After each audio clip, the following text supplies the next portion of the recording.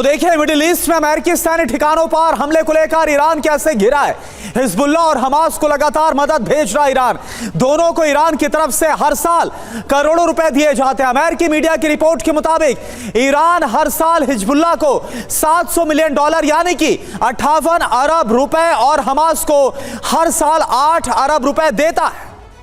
जी हां, इसके साथ ही घातक ड्रोन, बैलिस्टिक मिसाइलें और विद्रोहियों को ट्रेनिंग भी ईरान की तरफ से दी जाती है। ईरान का कितना बड़ा रोल, संजय भारद्वाज, आपको नजर आता है? हिजबुल्लाह और हमास के पीछे ईरान, यह बात लगातार कही जा रही है, लेकिन हमास के हमले के बाद, जो इजराइल पर हमला हुआ, उसके बाद ईरान डायरेक्टली इन्वॉल्व तो होता हुआ अभी भी नजर नहीं आ रहा है। जंग के 19 दिन बीतने के बाद भी मंशा क्या है फिर?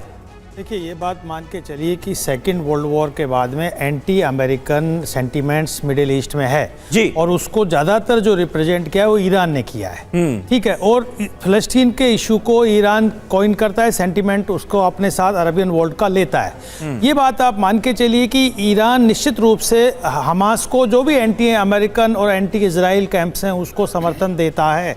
अब आप ये देखिए कि हमास को समर्थन 4 आतंकी संगठनों से सीधा सीधा समर्थन है। हिजबुल्लाह से है, आईएस से है, हूती से है, आप सीरिया से सीधा सीधा समर्थन है।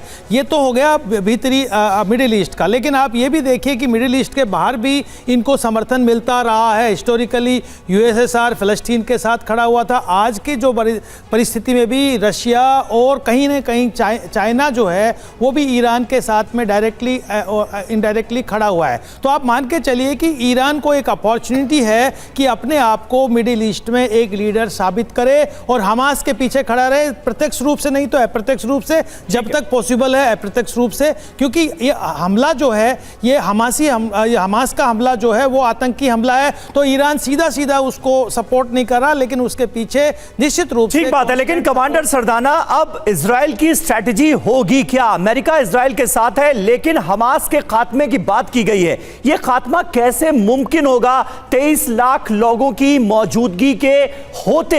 यह भी अपने आप में एक बड़ा सवाल है। होगा क्या करेगा इजराइल? देखिए, अभी चाहे कितने भी दिन हुए हों और कितना समय जरूर आगे लग जाए, ये जो अटैक हुआ है उसके बाद ये इजराइल के अस्तित्व का सवाल है।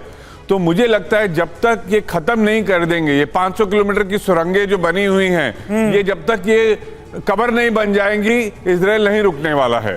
तो ये जो इनका स्ट्रक्चर है हमास का, ये अगले 50 साल या 100 साल तक कोई खड़ा नहीं कर पाएगा दोबारा।